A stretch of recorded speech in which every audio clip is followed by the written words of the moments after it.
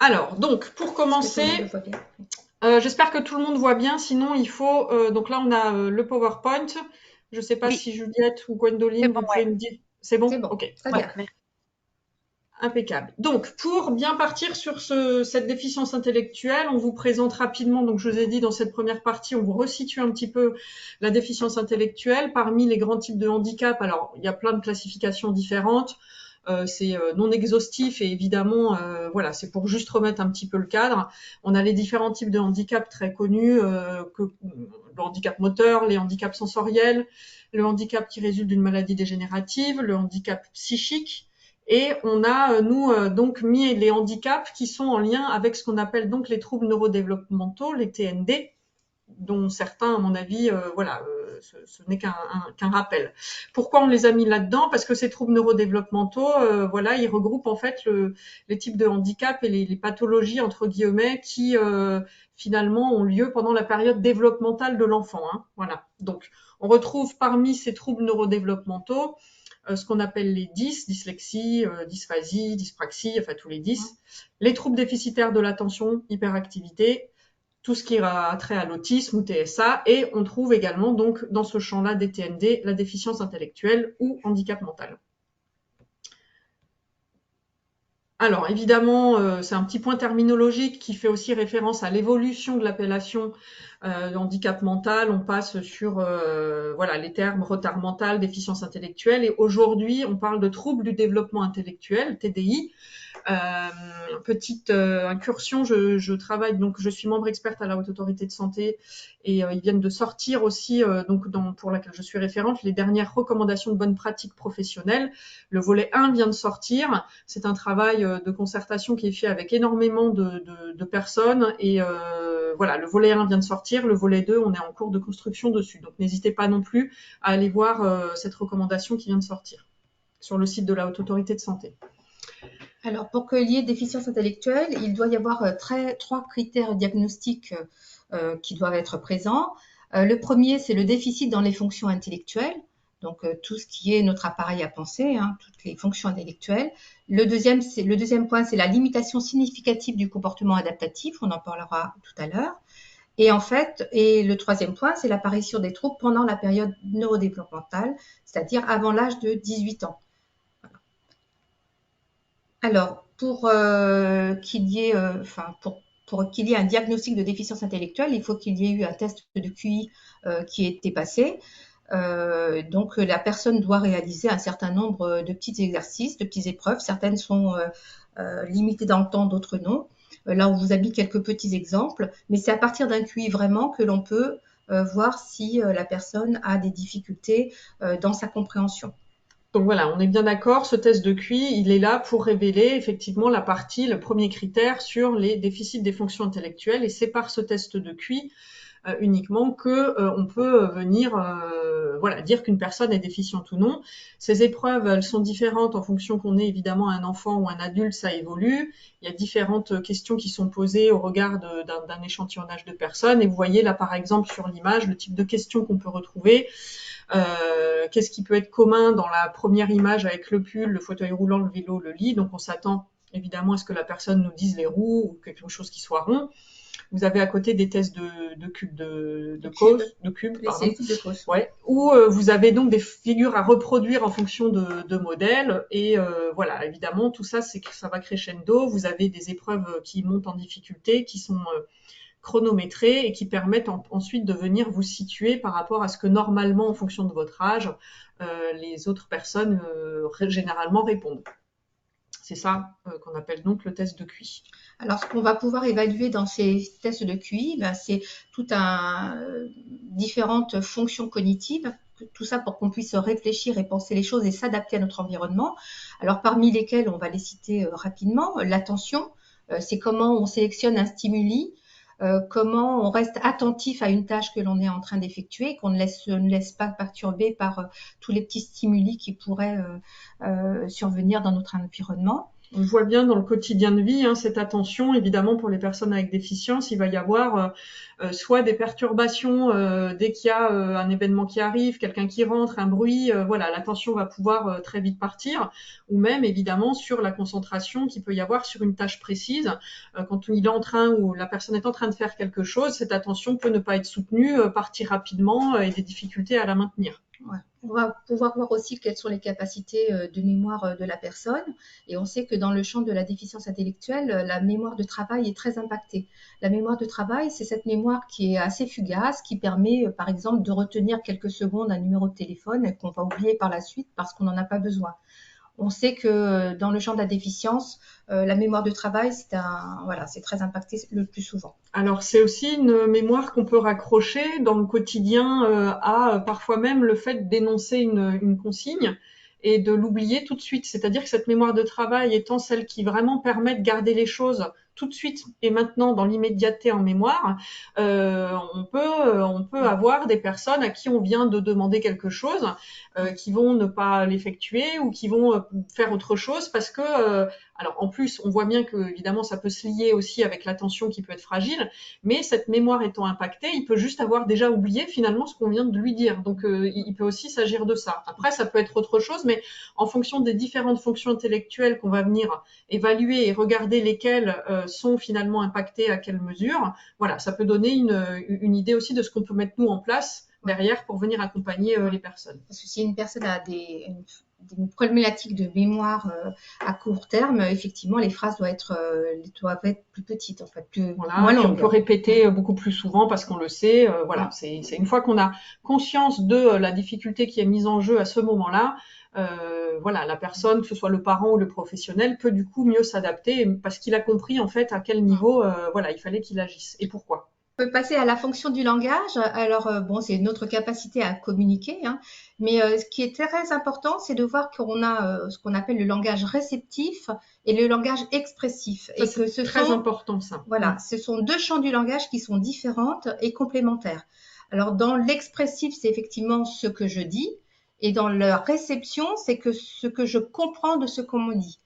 Et ça peut paraître, en tout cas ce que l'on voit nous dans notre quotidien, c'est que parfois il y a des personnes qui ont des capacités d'expression qui sont très bonnes, et donc on imagine que parce qu'elles ont de bonnes capacités d'expression, elles comprennent bien. Or, elles peuvent avoir des difficultés de compréhension, même si leur expression est correcte. Par exemple, pour illustrer, effectivement, on a des personnes pour que vous ayez bien la compréhension de ce qu'on vous délivre là, parce que ça peut être perturbant. C'est d'avoir des personnes qui utilisent des mots qu'elles ne vont pas nécessairement comprendre. Et ça peut être perturbant. Par exemple, on a eu le cas d'un monsieur qui utilisait le mot verre, donc le verre à boire. Il nous disait, voilà, donne-moi le verre de coca, etc. Par contre, quand on lui mettait des objets devant lui et qu'on lui demandait de nous montrer le verre, alors même qu'il pouvait nous montrer d'autres objets, et ben on voyait bien qu'il faisait l'effort de chercher, mais qu'il ne voyait pas du tout ce dont on lui parlait. Et ça, il s'est avéré qu'à quelques autres reprises, c'est quelque chose qu'on retrouve, c'est-à-dire qu'il peut y avoir cette différence effectivement entre un mot qui va être utilisé, mais qui va pas forcément être compris, et vice versa. Effectivement, en fait, on s'aperçoit que ça prend pas du tout le même ça passe pas par les mêmes canaux. C'est-à-dire que quand on veut exprimer, quand on est dans un langage expressif, on va vouloir exprimer une idée. Donc on a une idée qui naît et puis on va venir avec un code langagier appris. Voilà, tout ça, ça fait effectivement aussi partie d'un mécanisme d'apprentissage qui peut être impacté. Mais voilà, donc on a une idée, on va venir essayer de l'exprimer à travers notre corps, notre voix, notre bouche, notre langue, etc. Et on va venir exprimer avec un code de langage qui va être appris l'idée qu'on a dans la tête. Quand on est en langage réceptif, en fait, c'est pas du tout le même schéma. C'est quelqu'un d'autre. Il y a un message qui nous arrive dans les oreilles et qui va être décodé ensuite par le cerveau pour nous donner la compréhension de du message que nous avons entendu. Et donc, on voit bien que ça prend pas du tout le même chemin et que l'un des chemins peut être impacté et pas forcément l'autre. Et pour nous, ça peut être effectivement parfois un petit peu difficile à comprendre, même en tant que professionnel ou parent, de se dire mais pourtant ce mot-là, il l'utilise donc il le comprend. Et ben pas nécessairement. Voilà, il faut juste avoir ça en tête pour se dire tiens je vais vérifier si dans les deux canaux finalement ça passe bien. Ou est-ce qu'il y a un seul des deux canaux sur lequel ça passe. Alors maintenant, les tests vont aussi explorer le raisonnement ou les fonctions, ce qu'on appelle aussi les fonctions exécutives, qui vont permettre à la personne d'organiser, de planifier, de juger, d'inhiber. Et ces fonctions exécutives, elles sont là lorsqu'il y a une problématique nouvelle. Lorsqu'on est dans une routine et quelque chose qui est déjà bien appris, on ne fait pas appel à ces fonctions exécutives. Ce sont des fonctionnements de haut niveau. Mais pour tout ce qui est nouveau, pour tous les apprentissages, on va utiliser nos fonctions exécutives. Et ça, c'est effectivement des fonctions qui sont très impactées chez les personnes avec déficience intellectuelle. Autrement dit, si vous savez aujourd'hui, vous, faire du vélo, vous ne mettez pas en place vos fonctions exécutives. Si vous avez le permis de conduire et que vous conduisez depuis longtemps, vous ne mettez pas en place vos fonctions exécutives lorsque vous conduisez. Mais au moment où vous apprenez à faire du vélo, au moment où vous apprenez à conduire, au moment où vous apprenez tout ce qui est nouveau pour vous, et ben là, vous mettez en place vos fonctions exécutives. Donc c'est important de le savoir aussi parce que chez les personnes avec déficience intellectuelle, ces fonctions exécutives sont plutôt très impactées. Donc qu'est-ce qu'il faut faire? C'est pour ça que souvent il faut faire des choses qui soient répétitives, les refaire longtemps pour que le processus à un moment donné puisse passer en mode automatique et ne plus faire appel à ces fonctions exécutives. Les tests de QI aussi peuvent déterminer les fonctions visio-spatiales. On l'a vu notamment avec les cubes, mais ça a aussi un impact sur ces fonctions, le fait de s'orienter dans l'espace, le fait de pouvoir percevoir des objets, donc avec les différents sens, et le fait de pouvoir imaginer un objet absent. Voilà, donc s'imaginer quelque chose, pouvoir le mentaliser, se le représenter sous ses différentes facettes, etc., font partie des fonctions visio-spatiales qui font donc partie des fonctions intellectuelles également. Alors, ce qu'on peut retrouver en gros concernant puisqu'on est toujours, je le rappelle, dans le premier critère de la déficience intellectuelle, c'est-à-dire les fonctions intellectuelles qui sont impactées. Donc, ce qu'on peut retrouver par rapport à ces fonctions intellectuelles, c'est donc une lenteur dans le traitement des informations, un temps de latence. Et nous, on a fait énormément de mises en situation filmées. On connaît pourtant, voilà, ça fait 30 ans pour ma collègue quasiment, moi pas loin de 20 ans qu'on a travaillé avec ce public-là et qu'on a découvert un petit peu tout ça. Et dans nos mises en situation filmées, on avait encore, parce qu'on a la chance du coup de pouvoir se revoir, puisque les mises en situation étaient filmées quand on se revoit, il y a encore des fois, malgré le fait qu'on le sache, où on se rend compte qu'on va encore trop vite dans nos réponses. Donc on attend et on passe à autre chose alors que la personne était encore en élaboration. Et c'est vrai que c'est très difficile de s'adapter vraiment à ce temps de latence, surtout dans nos sociétés où on va très vite. Surtout aujourd'hui. Alors, il y a aussi dans les caractéristiques cognitives de la déficience intellectuelle, les capacités attentionnelles fragiles et parfois une sensibilité qui est très importante aux stimuli extérieurs. La mémoire de travail, on en a parlé, qui est plutôt assez faible. Les difficultés de repérage spatio-temporel, c'est une thématique qu'on aborde dans nos thématiques de formation et qui bizarrement est peu choisie, alors même qu'elle est constamment mise en avant quand on fait des formations sur d'autres thématiques comme le vieillissement, la communication. Les difficultés de repérage spatio-temporel des personnes avec déficience revient toujours sur la table et pourtant c'est une thématique de formation qui est très peu choisie. Donc il faut s'interroger sur parfois les logiques qui peuvent être mises en place alors que c'est du quotidien de vie de se repérer dans son environnement. Donc ça devrait, pour nous, c'est une des formations essentielles parce qu'elle impacte directement le quotidien de vie et pourtant c'est quelque chose qui est très peu abordé. Et comment peut faire une personne qui n'a pas de repérage dans le temps?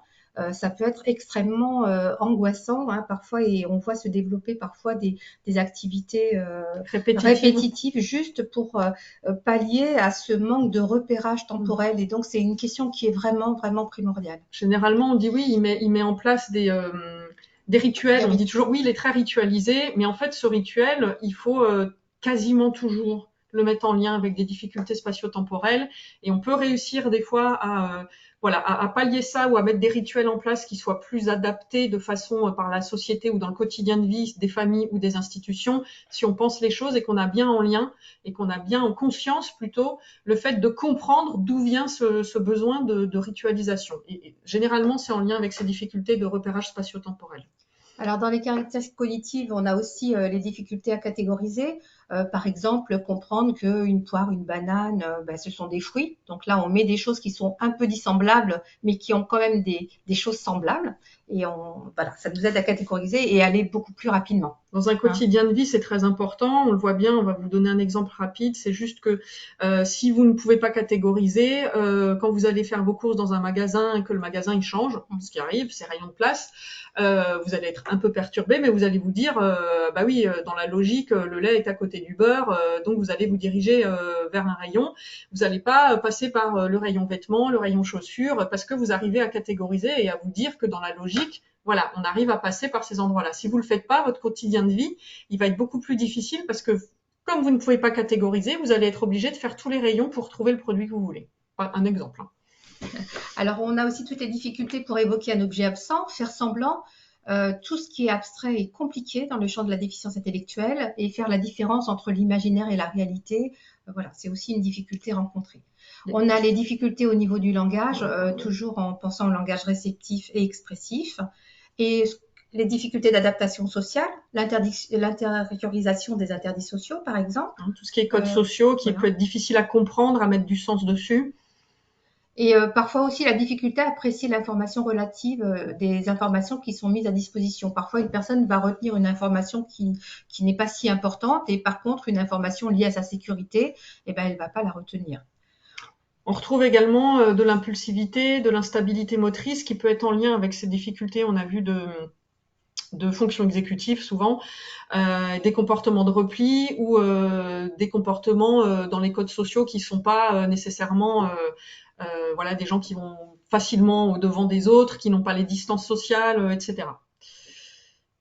Voilà, donc ça, on est d'accord, on était sur le premier critère que sont le déficit des fonctions intellectuelles. On passe au deuxième critère qui est beaucoup plus méconnu du grand public, même dans les institutions, même voilà, et qui pourtant aujourd'hui fait partie des 3 critères à avoir pour parler de déficience intellectuelle. Ce deuxième critère important, c'est la limitation du comportement adaptatif. Donc ce critère-là concerne les habiletés conceptuelles, sociales, pratiques, qui permettent un peu de fonctionner dans la vie quotidienne. Alors concrètement, de quoi il s'agit? Il s'agit souvent de prendre en compte non pas ce que la personne vous dit qu'elle peut faire ou ce qu'elle voilà, ce qu'elle va vous dire, moi je sais faire ci ou moi je sais faire ça, c'est ce qu'elle est capable de faire en réalité. C'est-à-dire, pour vous prendre un exemple, si la personne vous dit tout ce qu'il faut faire pour traverser une route, elle va vous dire je sais qu'il faut que je tourne la tête, que je regarde d'un côté, de l'autre côté, avant de traverser. Elle va vous décliner toutes les étapes. Est-ce que le bonhomme il est rouge? Est-ce qu'il est vert? S'il est rouge, j'y vais pas. Ok, elle va vous dire tout ça. Par contre, dans la pratique, vous vous rendez compte qu'en fait, elle ne le fait pas. Voilà. C'est-à-dire qu'il y a cette différentiel entre ce qu'elle peut vous dire théoriquement et ce qu'elle va faire réellement. Ça peut être quelqu'un qui vous dit il faut pas mettre la main sur le feu parce que c'est chaud, mais pourtant elle va le faire. Comme le fait un enfant, hein. Souvent c'est comme ça, hein. C'est chaud et ça n'empêche pas les enfants de faire des expériences qui sont parfois un petit peu dangereuses. Mais ça peut être aussi d'un point de vue plus adulte pour bien illustrer ce comportement adaptatif, le fait de pas saisir si on dit à une personne qui dans sa sexualité a besoin à un moment donné d'exprimer, de se satisfaire, on va lui dire qu'il faut qu'elle le fasse seule. Si elle est seule mais dans un endroit vitré, où elle est à la vue de tout le monde, elle va pouvoir le faire quand même. Elle va vous dire bah oui mais j'étais seule. C'est-à-dire qu'il n'y aura pas de corrélation sur le sens finalement des choses. Et c'est ça le comportement adaptatif. Alors, contrairement aux compétences cognitives, le comportement adaptatif, il va pouvoir être modifié en fonction de l'environnement où se trouve la personne. Si on donne un exemple tout simple, une personne qui a l'habitude d'aller acheter son pain, elle va avoir développé des capacités et des compétences, elle va pouvoir s'adresser correctement à la vendeuse, enfin tout ça. Mais par contre, le jour où il y a un déménagement de cette boulangerie, là à nouveau, ce comportement adaptatif va être remis en jeu et la personne va devoir se réadapter et donc refaire des acquisitions pour que ça devienne finalement un comportement bien adapté. Donc là, c'est vraiment là-dessus qu'on peut agir, c'est sur ces comportements adaptatifs. Alors quand on dit ça, on dit bien que, alors quand on a effectivement, on peut pas trop agir sur le cuit une fois que, je veux dire, les étapes ont été passées et dans un environnement le plus favorisé possible, évidemment. Je veux dire, c'est comme nous, si demain on nous mettait tous les éléments pour essayer d'atteindre le QI d'Einstein, moi je veux bien, mais je pense que je n'y arriverai pas parce que mon QI me le permettrait pas. Voilà.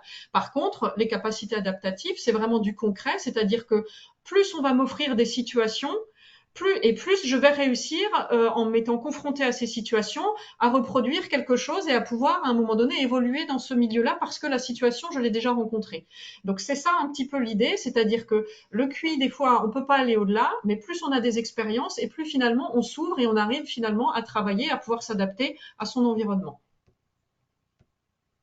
Alors, il y a un outil qui a été traduit en France, c'est le Vineland 2, qui explore différents domaines, hein, le domaine de la communication, de la vie quotidienne, de la socialisation et de la motricité pour les plus petits. Donc, Et ouais. voilà, on vous a mis quelques exemples d'items. Par exemple, la personne connaît-elle la valeur des différentes pièces de monnaie? Utilise-t-elle de manière responsable un compte en banque? Alors, vous voyez que la Vineland est très intéressante, mais ce sont souvent les familles ou les professionnels qui répondent pour le sujet. Ouais. Et parfois, la difficulté est parfois d'avoir Un langage commun un langage commun. Ouais. sur une définition commune des mots. Hein, c'est la différence entre effectivement le test de QI où là, je veux dire, le psychologue va, par rapport à une mise en situation, coter quelque chose directement. La Vinland, c'est un questionnaire qui est donné voilà, aux familles, aux professionnels, qu'importe, et on va répondre, cette personne tierce va répondre sur ce qu'elle observe. Mais si on prend l'item peut-elle gérer un budget, je pense qu'il peut y avoir autant d'interprétations sur qu'est-ce que ça veut dire gérer un budget qu'il y a de personnes. Donc ce qui est très important quand on utilise la Vineland, c'est surtout de se mettre d'accord sur la définition des mots qu'on y met et des compétences qu'on estime avoir. Voilà.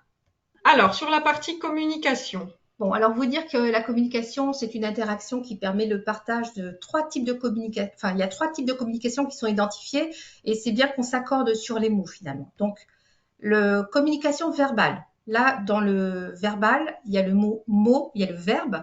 Ça se réfère à la communication qui peut être exprimée en mots, qu'elle soit parlée ou écrite. Voilà. Donc ça, c'est important de retenir Voilà, ce parce que critère. souvent verbal, on confond avec oral. Voilà. La communication orale, c'est la bouche, qui se réfère à la langue qui est parlée uniquement. Et on sait que l'oral précède l'écrit. Hein. L'enfant, il parle avant de savoir tracer ses premières lettres. Et ensuite, on a ce qu'on appelle la communication non verbale. Là, ce sont effectivement c'est exprimé par le corps, par les gestes. Hein. Alors, la situation de communication orale, c'est une situation interactive. Hein. Donc, il s'agit de comprendre un message et d'émettre des messages qui sont intelligibles pour autrui. C'est ce qu'on utilise. On a beau dire, même pour ayant travaillé dans le secteur médico-social avec ce public-là, on a beau avoir parfois des outils de communication autres, il n'empêche que on baigne, nous, espèces humaines, dans un bain de langage tout le temps. Voilà, qu'on le veuille ou non, on privilégie quand même tout le temps cette forme de communication. Alors, on vous l'a dit tout à l'heure, il est très important de prendre en compte à la fois le langage réceptif, donc la capacité de la personne à comprendre le message qui lui est transmis, et le langage expressif, qui est la capacité de la personne à exprimer sa pensée. Et comme on vous l'a dit tout à l'heure, un de ces versants peut être déficitaire. Et donc, pour qu'un mot soit compris, il faut vraiment qu'il soit compris dans toutes les situations possibles et pas seulement en fonction du contexte. Je peux vous donner un petit exemple d'un enfant qui venait avec nous en salle de psychomotricité et à chaque fois il avait un petit rituel, on lui demandait de déplacer un banc pour nos activités. Et du coup, il y avait toute une question sur le fait de comprendre ou pas le mot banc. Mais en fait, on a essayé de tester ce mot dans un autre contexte et en fait, l'enfant n'a pas du tout su ce qu'était le banc. Donc, un mot, pour être compris, doit être compris partout. Sinon, il peut être compris uniquement en contexte et ça, il faut bien l'avoir en tête. Alors, pourquoi c'est important pour nous de faire, voilà, de parler de cette communication et de l'importance que ça revêt, c'est que souvent, très souvent, on a des retours puis alors nous, c'est pas une critique forcément très, enfin négative, hein, c'est du vécu et on a été aussi nous dans ces logiques-là. Donc c'est pas voilà. Mais par contre, il faut faire évoluer les pratiques. C'est que souvent on met ça sur le compte si un comportement n'est pas celui attendu, on met ça sur le compte souvent d'une mauvaise volonté, où il en fait exprès, il est feignant, etc., etc. Or, souvent, ce dont on s'est aperçu, nous, après notre travail de recherche de terrain, là, c'est que souvent, en fait, c'est pas ça du tout, c'est que ça vient d'une incompréhension. Et il s'agit vraiment de comprendre, c'est à nous, finalement, de nous défaire de ces automatismes que notre cerveau a passé son temps à mettre en place pour nous aider, nous soulager, parce qu'il est comme ça, il est fait comme ça. C'est-à-dire que petit à petit, tout ça devient automatique et on oublie les étapes par lesquelles on est passé. Donc c'est normal, c'est un processus normal. Néanmoins, quand on travaille avec ce public-là, il est important et indispensable de remettre en question, de remettre en conscience surtout les étapes par lesquelles on est passé pour pouvoir bien comprendre parfois où en est la personne qu'on accompagne. Sinon, on passe à côté et on met sur le champ d'un comportement involontaire ou d'une mauvaise foi quelque chose qui en fait est de l'ordre de la compréhension. Donc c'est vraiment pour ça que pour nous c'est important. Alors, nous communiquons principalement à l'aide d'un langage spontané. On ne fait pas attention effectivement à nos formulations et on oublie que cette communication, elle s'appuie sur des codes linguistiques qui ont été appris. Et c'est un apprentissage qui est long et complexe. Par exemple, si on donne l'exemple tout simple de la négation, ici on sait que la négation s'exprime avec ne pas de part et d'autre du verbe ou de l'auxiliaire. Voilà, c'est un code. Si ça, on le sait pas et qu'on l'a pas appris, voilà. Alors, ce qu'il faut le savoir aussi, c'est que l'apprentissage du langage, il est conditionné par les capacités cognitives de l'enfant à un âge donné. C'est-à-dire qu'il est tout à fait logique que le pronom personnel moi, par exemple, s'acquiert avant les pronoms je et tu. C'est dans le développement ordinaire de l'enfant. Je et tu s'acquiert avant les pronoms nous ou le mien qui sont plus tardifs. Donc, il faut toujours avoir en tête que c'est quand même lié à la maturation. Voilà. Et que donc ça passe par des étapes et des stades, voilà, et que des fois, bon bah voilà, il s'agit de savoir finalement à quelle étape on en est pour pouvoir justement se questionner sur ce qui doit être acquis ou pas dans ce langage. Ce qui est important, alors là on a fait différentes thématiques avec cette histoire de langage parce que le langage, ça appelle à des choses dont on n'a pas nécessairement conscience quand on communique avec les personnes déficientes et notamment, voilà, on l'a vu sur la partie des fonctions cognitives, une des difficultés principales des personnes avec déficience, c'est qu'ils ont des difficultés avec tout ce qui est abstraction. Or, c'est-à-dire imaginer quelque chose qui n'est pas là. Or, qu'est-ce qu'il y a de plus abstrait que le langage finalement, hein? Et puis, il y a des niveaux différents. Si je tiens un verre dans ma main, le mot verre, il a une certaine représentation, il peut être de couleur, il a une certaine matière, je peux le toucher, je peux le voir. Mais dans le langage, il y a des mots, il y en a à foison qui n'ont pas de représentation possible. Et quand on sait que les personnes avec déficience intellectuelle ont du mal justement à l'abstraction, on voit toute l'importance que cela prend. Tout ce qui est concret est plus facile. Vous comprenez bien, nous on a des tests de vocabulaire, etc., des tests de mots pour savoir voilà quels mots sont plus facilement compréhensibles que d'autres. Tout le vocabulaire qui se réfère généralement à des objets concrets existants est généralement plutôt bien admis.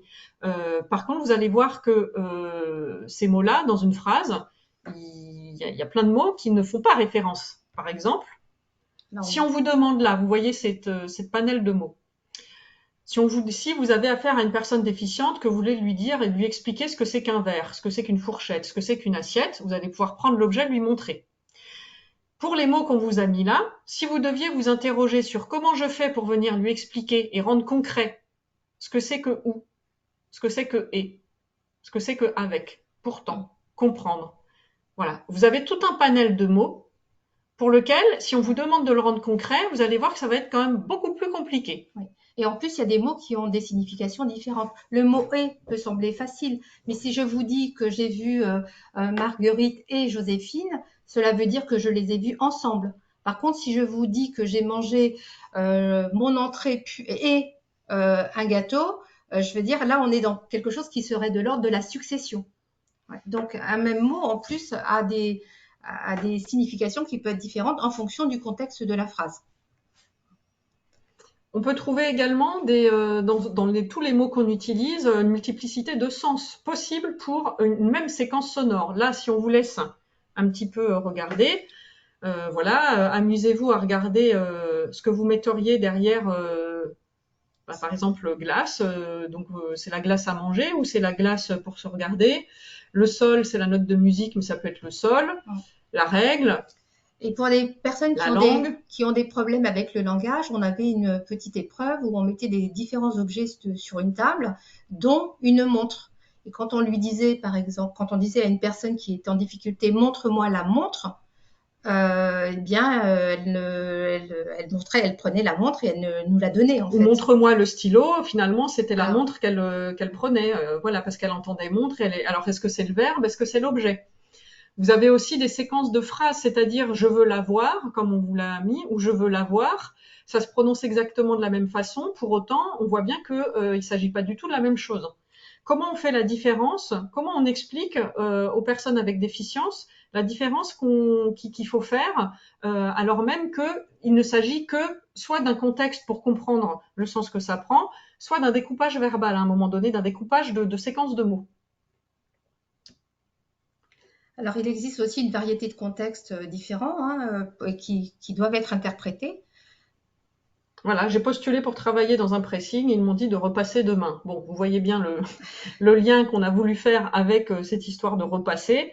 Vous avez des mots voilà, pris dans des contextes différents qui peuvent donner parfois des incompréhensions ou des lectures, on va le voir après, sur le non-verbal qui est très important à décoder chez les personnes déficientes, même si on parle dans un langage, et il ne s'agit pas surtout de ne pas le faire, de baigner dans ce langage oral, verbal, mais de pouvoir détecter le moindre signe, un froncement de sourcils, des yeux qui s'écarquillent pour se dire, tiens, peut-être qu'il y a une incompréhension ici, et il s'agit d'essayer de comprendre tout de suite pourquoi et d'où elle vient.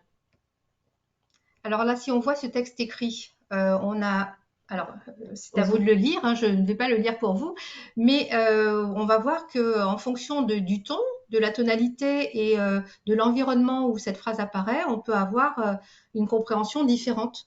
Alors c'était, est-ce qu'on a plus que 5 minutes on n'a plus que 5 ou on n'a minutes. plus que 5 minutes? On est en retard, on est en avance, enfin voilà, toutes les interprétations que l'on peut avoir. Là, c'est sur un petit texte qui est écrit, mais le parallèle peut se faire sur l'oral. Alors, le mot est barbare, les déictiques, mais faut pas retenir le mot, il faut retenir ce que ça peut impacter chez les personnes avec déficience par rapport au langage. Donc, ces déictiques, en fait, ce sont des termes qui ne peuvent être compris que dans la situation d'énonciation. Donc, On par va, exemple, si on l'a, ce stylo est à moi. On a mis volontairement les bulles au milieu parce que un des personnages indique à juste titre que le stylo est à lui. Mais est-ce que vous pouvez, vous, déterminer à qui appartient le stylo? Vous ne le pouvez que si vous êtes dans le contexte.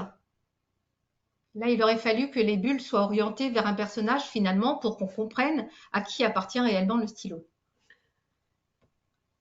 Et il y a des mots comme je, maintenant, viens là. Là, c'est quoi? Et on ne peut savoir la signification de ce mot-là que si on y est, en fait, c'est ça. Mhm. Maintenant, c'est pareil. Maintenant, ce n'est compréhensible que si on est dans l'instant.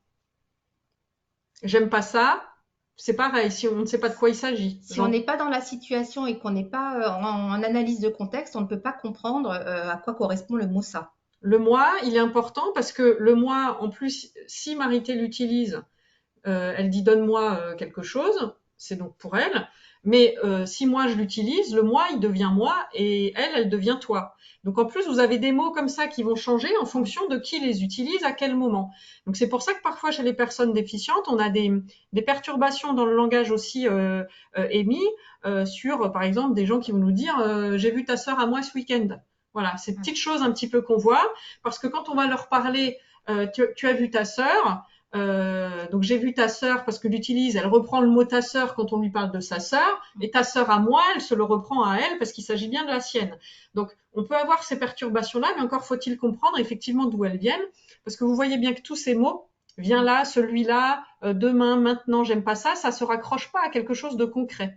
Et le terme moi, par exemple, pour certaines personnes qui ont une déficience intellectuelle, le moi ne peut être qu'eux-mêmes. Donc, ils ont toujours ce geste auto-centré sur moi. Effectivement, si on leur dit donne-le-moi, ça fonctionne plus. Hein. Et voilà, Alors si ça, on le comprend, c'est très simple c'est à se, comment dire, il suffit de donner les prénoms. Quand on a compris que le moi avait cette perturbation, c'est ce qui arrive quand même assez fréquemment, il suffit de donner les prénoms des gens, en fait. Et ça règle le problème. Alors, il y a certains mots aussi qui sont présents pour éviter des répétitions, mais en fait, ce sont des mots qui sont extrêmement abstraits. On va vous donner quelques exemples. Par exemple, quand on dit Jean n'avait pas de stylo, je lui ai prêté le mien. Le mien, bon, se rapporte au stylo. Mais pour les personnes avec déficience intellectuelle, c'est parfois très très difficile à comprendre. Alors que si on répète simplement le Je lui ai prénom de prêté mon Jean, stylo. Et là, du coup, ça fonctionne parce que vous voyez bien que je lui ai prêté le mien. En plus, c'est la dernière chose qui reste à la fin de la phrase, donc ils vont retenir le mien, mais ça raccroche à rien. Il n'y a pas le lien qui est fait avec le stylo. Et donc ça, nous, quand on utilise un langage spontané, on a tendance à oublier que toutes ces petites accroches, en fait, on les utilise spontanément, mais on oublie que ça renvoie, c'est quelque chose de pas concret. Et il suffit de remettre le bon mot pour que ça redéclenche quelque chose chez la personne déficiente. C'est pas concret et c'est aussi en lien avec un stade de développement. Vous savez que le pronom le mien est plus difficile à comprendre que mon, par exemple, hein, puisqu'on a dit que c'était aussi en lien avec l'âge de la personne. C'est pareil, tu en reprends, on ne sait pas de quoi il s'agit. Le en, il est bien raccroché à quelque chose qui a été évoqué, mais si on l'a plus, soit à cause de, vous l'avez vu, sur des problèmes de mémoire, sur des problèmes de stade, sur des problématiques autres, cet objet-là, celui dont on parle, finalement est absent, il n'est plus évoqué. Donc il suffit de le remettre des fois pour que ça redéclenche. Une situation tout à fait concrète dans nos petits travaux. Une personne à qui on donne un objet, on lui fait reposer l'objet et on lui dit reprends-le. Et la personne, elle regarde sur la table, elle sait pas en fait quoi donner parce que reprends-le, qu'est-ce que c'est le? Alors que si on redonne le nom de l'objet, c'est très facile à faire et ça permet à la personne de ne pas être en difficulté. Alors, donc ça c'est pareil, hein, ça dépend de l'article. Le mot peut être compris ou différemment en fonction de l'article. Donc ça c'est simple, on vous laisse faire le petit exercice là. Si vous mettez le ou la, eh ben ça change complètement l'objet dont on parle. Donc le voile, la voile, la moule, le vase, la vase, la poêle, le poêle, la tour, le tour de France ou la tour, l'objet. Donc on voit que ça paraît rien, c'est deux mots, c'est un E ou un A qui change, et pourtant ça change fondamentalement l'objet dont on est en train de parler. Donc en fonction des représentations que les personnes peuvent avoir, ça peut venir complètement perturber le langage. Mais encore faut-il que nous en ayons conscience. Et dans notre communication, souvent les personnes retiennent les mots qui sont saillants et qu'ils comprennent. Mais les articles, tous ces petits mots dont on a besoin pour communiquer efficacement, finalement, souvent, ils ne sont pas compris. Voilà. Et des fois, si on les enlève, nous, on en a fait l'exercice, enfin, voilà, dans nos mises en situation, c'est ce qu'on s'est entre guillemets amusé à faire. On a fait des phrases avec des mots principaux en enlevant tous les petits mots ou en les rajoutant. En fait, ça donne exactement la même chose. Et ce qui fait qu'ils essayent de décoder. On a compris que souvent, ils décodaient avec des mots principaux et un contexte donné. Donc, si vous prenez les mots principaux et que vous changez le contexte, vous avez des choses qui sont du coup pas cohérentes. Mais ça s'explique du coup. Le tout, c'est de le comprendre. Alors, sur la vignette d'avant, Fabien. On va passer sur la vignette d'avant. Hop. Alors voilà, il y avait certains messages aussi qui nécessitent de décoder une intention sous-jacente. Alors là, on va vous donner un petit exemple visuel. Donc si on dit éteignez votre cigarette ici. Si vous voyez le panneau, il y a le mot ici. Souvent, les personnes vont pouvoir écraser leur cigarette sur le mot ici. Si on respectait vraiment, voilà, d'une manière. Or, souvent, c'est un petit peu à côté qu'il faut aller. Donc, voilà, c'est le genre de petites choses qui peut venir perturber si on ne prend pas en compte le contexte qui va avec et qu'on ne comprend pas l'intention sous-jacente. On peut avoir des petites. Si on met le ici ailleurs, voilà, est-ce que ça sera fait, est-ce que la cigarette sera éteinte ailleurs? Alors là, on a aussi donc, tout ce qui concerne la pragmatique du langage, hein, comment on va utiliser ce langage. On voit bien qu'ici, le personnage qui dit « tu veux me passer le sel », est-ce qu'il ne demande pas si tu peux? En fait, l'intention est de dire « donne-moi le sel ». Et on le voit aussi dans l'autisme, hein, la personne peut répondre oui et en fait ne pas donner le sel. Elle va répondre littéralement à la question qui lui a été posée. C'est pareil, continue, tu vas prendre la porte. Là, on est dans des expressions imagées. Encore faut-il pouvoir les comprendre. On a eu, pour une anecdote, une adulte qu'on accompagnait à un moment donné qui était en conflit et puis on lui a dit non mais t'inquiète pas, on va lui remettre les pendules à l'heure, et elle nous a regardé comme ça en disant je comprends pas pourquoi l'heure, et on s'est dit mais oui, bon voilà, après bon ça c'est des petites choses, bon ça nous interpelle parce que la personne nous le renvoie, mais voilà, on fait pas toujours attention à tout ça. Alors, il y a aussi toutes ces règles sociales hein, qui ne font pas l'objet d'une formalisation, mais qui sont très importantes dans la communication. Par exemple, est-ce qu'on peut s'exprimer de la même manière dans une bibliothèque ou dans, je ne sais pas, une salle de bal? respecter les bonnes distances. On n'en parle pas, mais on sait qu'on a des distances en fonction des cultures aussi qui peuvent varier. L'utilisation du tout, du tu, du vous. Le fait de regarder dans les yeux, est-ce que c'est trop, c'est pas assez? Des fois, on détourne le regard. Voilà, tout ça, c'est des petits codes de communication qui sont parfois même pas appris, mais voilà, ça fait partie des choses qui sont un petit peu induites, implicites, mais que la personne avec déficience peut ne pas percevoir. Alors, si on établit un parallèle avec l'écrit, il faut toujours avoir en tête que la communication orale, c'est un événement qui est fugace, qui exige une attitude de réception qui est très différente de celle de la réception écrite, hein, puisqu'un texte peut toujours être relu pour y reprendre des informations ou les confirmer, alors que l'oral, c'est très rapide. En fait, on l'a vu pareil dans le cadre d'une de nos mises en situation où on avait deux personnes avec un petit texte, une qui savait lire facilement, enfin qui avait pas de difficulté et qui du coup a pu faire les exercices très facilement parce qu'elle a pu revenir à chaque fois au mot. Et une qui avait beaucoup plus de difficultés à la lecture et pour qui du coup en fait la compétence qu'on cherchait à savoir dans la compréhension du texte s'était avérée beaucoup plus difficile puisqu'elle ne pouvait pas revenir à ce texte-là pour comprendre la situation. Donc on s'est dit que la compétence qu'on cherchait nous à évaluer, elle était finalement très dépendante de cette première capacité à pouvoir lire ou non parce que c'est abstrait quand on vous lit, nous, un texte, il faut le retenir pour ensuite pouvoir répondre chez une personne qui ne sait pas lire. Alors que quand vous savez lire, vous pouvez toujours revenir à ce texte-là. Vous n'êtes pas dépendant de la personne qui vous le lit. Donc, ça fausse quand même un petit peu aussi les choses. De plus, dans la communication orale, le corps va être fortement investi et va participer entièrement finalement à l'élaboration du message.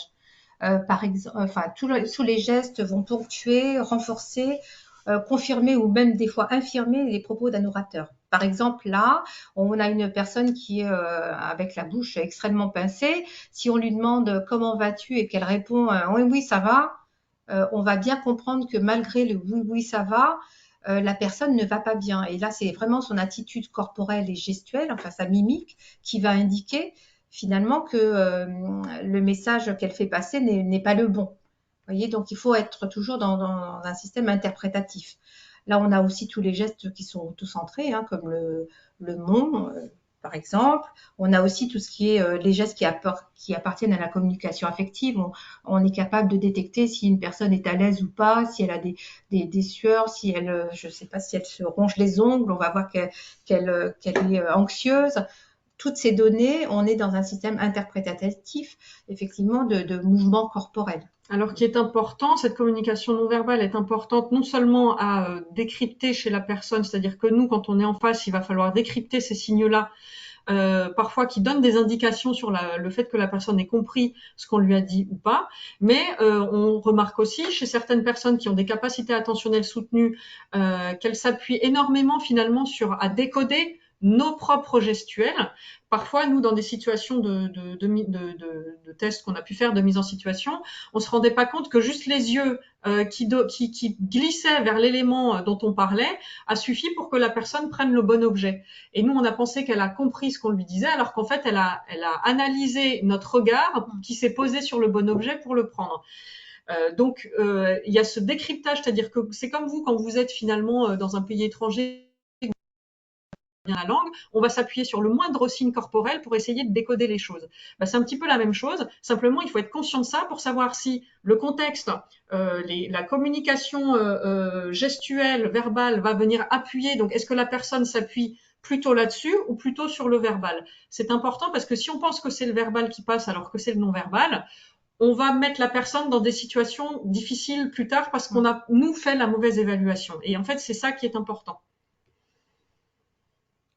Voilà. Donc, pour terminer sur la dernière partie, donc c'est communication et déficience intellectuelle. Du coup, on fera pas de petite pause là parce que sinon, déjà, on va déborder. Dire que bon, il y a un livre qui est très intéressant, c'est l'expertise collective de l'INSERM, et ils expliquent finalement que les capacités langagières des personnes avec déficience se situent systématiquement en deçà de leur âge chronologique. Et ils disent qu'il faut vraiment mettre un terme à l'idée que la déficience intellectuelle pourrait ne pas impacter les acquisitions linguistiques. En fait, le langage est toujours impacté dans la déficience intellectuelle, à des degrés moindres, enfin à des degrés divers en fonction des personnes, mais il y a toujours cet impact. C'est important parce que nous, voilà, on remarque que si on ne part pas de ce postulat, en fait, on peut faire une mauvaise évaluation, faire un mauvais départ et du coup mettre la personne derrière finalement plus en difficulté. C'est à nous de nous poser la question, c'est nous qui accompagnons, surtout quand on est professionnel. Et donc, c'est bien à nous, à un moment donné, d'essayer de faire ce bon, entre guillemets, diagnostic des capacités verbales parce que si on ne le fait pas, on va mettre des outils en place qui sont pas adaptés et ce qu'on rencontre fréquemment soit dans les instituts, souvent dans les institutions, dans les établissements, c'est de dire on a mis des outils en place, mais en fait ça marche pas. Voilà. Et donc ça c'est dommage. Donc les 4 raisons basiques de communiquer, c'est refuser ce qu'on ne veut pas, c'est très important, obtenir ce que l'on veut, avoir des interactions sociales et effectivement fournir ou rechercher de l'information. Ça, c'est vraiment les 4 raisons très basiques et c'est de la communiquer. base. Toute personne, déficiente soit-il, doit être en mesure de pouvoir exprimer ce refus, d'obtenir quelque chose, d'avoir des interactions ou d'avoir de l'information. C'est quand même la base de ce qu'on devrait pouvoir leur permettre de faire. Alors, comment on peut aider les personnes? Alors, l'INSERM dit qu'on peut ajuster le contenu de la forme des énoncés en fonction du niveau de développement de l'enfant. Bon, alors eux, ils parlent de l'enfant, hein, mais on sait que quand un enfant est un nouveau-né, par exemple, on va s'adresser à lui d'une manière tout à fait spécifique, en essayant, souvent, on a une tonalité particulière, on va détacher les mots, on va les appuyer, parce que c'est tout un processus finalement pour que l'enfant... Il est beau, le nounours. Oh, il est beau. Voilà, on va avoir cette espèce, c'est Voilà. ce qui s'appelle le mamané. Et ça a une fonction, hein. Par exemple, il faut comprendre que les moutons, c'est 2 mots, c'est pas un seul mot. Hein. C'est pas les moutons un mot, c'est les, un article, mouton plus loin. Et tout ce langage qu'on va adapter au niveau des tout petits, finalement, il va servir à ça, à leur permettre de comprendre ce qu'est le langage et comment il se décompose. Alors évidemment, on vous dit pas que cette façon de faire, il faut la mettre en place avec des adultes, pas du tout. On Pitié, n'infantilise pas le pas du langage. Hein, tout. Simplement, peut-être que c'est quelque chose qu'il faut accentuer quand on est dans la période justement de développement pour les enfants avec déficience, que c'est quelque chose sur lequel il faut être vigilant, avoir une vigilance particulière sur le fait de détacher des mots, sur le fait de joindre un appui corporel pour bien s'assurer que les mots sont compris évidemment dans leur sens, dans les contextes, avec des séquences différentes. Donc c'est vraiment ça, pour pouvoir ensuite arriver vers l'âge adulte à un premier niveau de vocabulaire, de mots, de compréhension qui soit plus compréhensible. En tout cas, il faut évaluer le niveau de langage. Est-ce que la personne comprend bien la négation? Nous, on se rend compte qu'il y a énormément de personnes qui ne sont pas en capacité de comprendre cette négation. Donc, quand on leur dit ne reste pas là, finalement, les personnes on a eu un exemple, une personne s'est campée là où elle ne devait pas rester parce que le pas n'est pas compris. Est-ce que la personne comprend les pronoms? Est-ce qu'elle comprend la conditionnalité?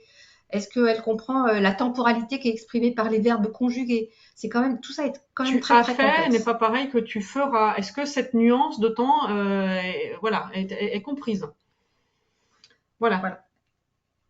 Donc voilà, c'est vraiment l'INSERM qui insiste vraiment sur ce travail d'évaluation des compétences Et c'est des pas tellement personnes. fait en Et c'est fait. pas vraiment ouais, mis à jour.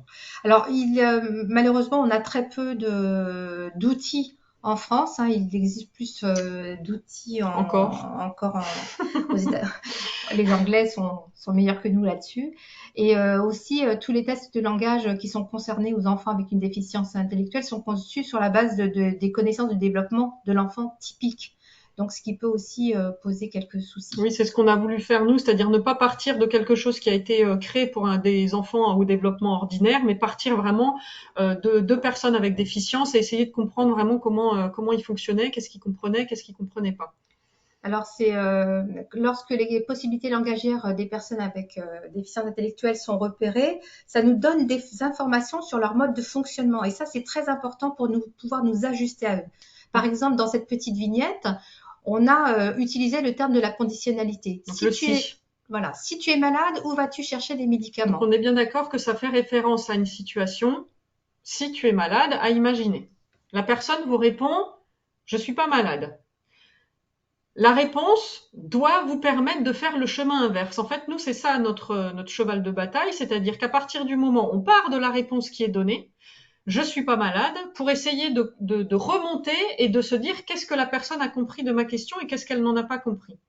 Si la personne vous dit je suis pas malade, elle répond à quelle question? Elle répond à la question donc je suis malade. Donc est-ce que tu es malade? Est-ce que tu es malade? Donc elle n'a peut-être pas compris la conditionnalité du si, elle a compris le mot malade et donc après c'est à nous d'aller faire ce travail de recherche. Hein. J'adresse un message que je crois clair et univoque, la personne répond entre guillemets à côté et après qu'est-ce que je fais de cette réponse-là? Qu'est-ce que j'en fais? Il faut que je fasse le chemin inverse, que je remonte. Pour reprendre donc un petit peu un autre exemple, si vous dites donne-moi le fromage et que la personne soit vous donne autre chose, parce que ça arrive, soit ne vous donne rien. En tout cas, il faut se demander si le message est opérationnel. Est-ce que la personne, elle a vraiment compris ou pas? Si elle vous donne rien ou qu'elle vous donne pas le bon objet, il faut se poser la question de savoir pourquoi. Est-ce que dans le message que j'ai donné, quels éléments posent problème?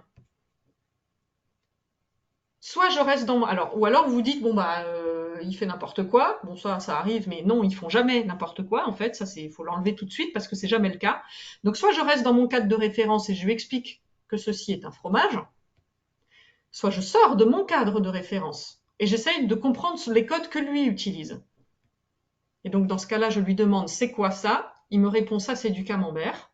D'accord. Donne-moi le camembert et voilà. Donc c'est un petit exemple pour vous faire comprendre que des fois, il faut rentrer dans leur code à eux, essayer de comprendre comment ils fonctionnent, pouvoir utiliser ces codes-là, puisque la communication, on part bien du principe que c'est le fait de pouvoir faire passer un message qui soit compris, et c'est de se comprendre et de pouvoir échanger derrière. Donc, si on reste nous constamment dans nos cadres de référence et qu'on veut absolument que les gens utilisent notre propre code, on peut très bien rentrer en conflit de communication à ce moment-là. Or, qu'est-ce qui compte dans la communication? C'est bien de faire passer des messages. Alors, pour les personnes qui ont des limitations dans le domaine de la communication, on a ce qu'on appelle la communication alternative et améliorée. Ce sont des outils qui vont permettre de compenser ces difficultés. Donc, il y a des outils sans assistance technique comme la langue des signes, par exemple, ou alors qui sont des outils techniquement assistés. On a des dispositifs électroniques aujourd'hui, on a pas mal d'outils, des logiciels qui peuvent aider, des enregistreurs vocaux. On a aussi la méthode PEX, par exemple. Voilà, tout ça, Qui ça peut utilise en offrir. fait le système d'image, un système d'image pour venir échanger, essayer de trouver un système de communication, voilà, pour les personnes qui sont surtout non-verbales. Vous avez aussi les petits boutons sonores, Ouais. les petits contacteurs sonores où vous enregistrez un mot. Et on a aussi la méthode Falk, je pense que vous en avez tous entendu un petit peu parler, qui associe un texte simple avec des pictogrammes pour pouvoir faciliter la communication, en tout cas à lire plus facilement. Cependant, peu d'études en Europe ont été consacrées à la compréhension des pictogrammes. Et toutes les études que j'ai pu, moi, rechercher, elles ont été réalisées à partir d'un public tout venant, en fait. Et donc, c'est posé pour nous la question de savoir si les pictogrammes étaient toujours compréhensibles pour une population de... En fait, nous, notre message, c'est de dire il y a des outils qui existent, qui sont des bons outils, qui permettent de pallier à du non-verbal, à des problèmes de compréhension. Ce sont des bons outils, que ce soit le FALC, que ce soit les autres outils qu'on a vus, le PEX, les méthodologies, etc. Mais n'est jamais abordé pour nous quelque chose d'essentiel qui est toujours le fait de se questionner sur nous, les mots qu'on utilise, la façon dont on va utiliser ces outils-là. Si ça ne fonctionne pas, et il y a plein d'endroits où on nous dit constamment, oui, on les a déjà utilisés, mais les pictogrammes, du FALC, mais ça marche pas, etc. Et en fait, on s'arrête, du coup, tout s'arrête et on, entre guillemets, on laisse tomber parce que pour nous, on passe à côté de l'essentiel, c'est-à-dire, l'essentiel, c'est toujours de se poser la question, qu'est-ce qui ne fonctionne pas? Qu'est-ce qui fait que ça ne marche pas? Et qu'est-ce qu'on fait de ce feedback, de ce retour? Est-ce qu'on est allé chercher l'élément qui fonctionnait de celui qui fonctionnait pas? Et ce travail-là est rarement fait. Pour reprendre sur l'histoire du Falk, par exemple, on a eu des tas de gens qui nous ont dit oui, on a déjà essayé, mais ça marche pas, puis ça marche pas pour tout le monde. Alors, c'est vrai, il y a certaines personnes, par exemple, où les personnages en pièces ne sont pas compris, mais par contre, le pictogramme où il y a que le visage est compris, et pour d'autres, c'est le contraire. Voilà. Ils vont pas comprendre le rond représentant un visage, pour eux, ça ne représente rien. Ils vont dire c'est la lune, c'est le soleil, mais ils Voilà. vont jamais imaginer que que ça représente quelqu'un, en fait. Donc après, quand on le sait, pour chaque personne, on peut adapter des pictogrammes qui sont plus en cohérence avec leur possibilité de se représenter ces pictogrammes. Alors là, on a un petit exemple de personnes que l'on a pu interroger sur des pictogrammes. Et pour faire comprendre qu'un pictogramme, il faut pas juste se dire c'est une image, donc forcément ça parle à tout le monde. Non. C'est comme le langage. Une image, c'est comme un langage, ça parle pas forcément à tout le monde. Il peut y avoir des perceptions qui soient différentes, on va le voir d'ailleurs. Et surtout, ça s'apprend. Je veux dire, quand bien même un pictogramme, à un moment donné, on voit qu'il fonctionne pas pour tout le monde, il peut s'apprendre. Si vous dites qu'un carré rouge, ça veut dire ça, ou un carré bleu, ça veut dire ça, par l'apprentissage, vous allez de toute façon qu'il représente réellement la situation ou pas, par association, vous pouvez utiliser cela comme un code. Simplement, ça s'apprend. Donc, du coup, pour revenir un petit peu à cette lisibilité, à cette perception des pictogrammes, voici ce que les personnes ont pu nous dire sur ce pictogramme-là. Donc là, il pleut, c'est la nuit, il n'y a que la lune qui est éclairée. Bon, c'est vrai que c'est un pictogramme en noir et blanc, donc on peut comprendre que la personne dise que c'est la nuit. Voilà, mais parfois, il faut juste le savoir. C'est noir, du coup, le soleil n'est pas perçu comme un élément qui provoque, puisque là, c'est bien avoir chaud, normalement, le pictogramme. Mais comme l'image, elle est noire, comme c'est très sombre, c'est perçu comme la lune, il y a des gouttes, voilà, il pleut. On va vous proposer une autre réponse de Pierre qui nous dit c'est une église. Alors là, c'est vrai qu'on a été très surpris. Alors là, vraiment, on n'a pas compris au départ. Donc, on lui demande comment savez-vous que c'est une église? Et Pierre répond parce qu'il y a une bougie. Alors là, on est toujours étonné. Il y a une bougie, parce qu'il voit une bougie. Vous pouvez nous la montrer? Et en fait, la personne va nous la montrer, effectivement. Et vous voyez que la bougie, elle est bien présente. Là, c'est une personne qui a un fonctionnement de proche en proche et qui ne peut pas voir la figure dans son entier et dans sa synthèse. Donc, alors, il prend un élément pour en décoder quelque chose. Et donc, le message n'est pas fonctionnel.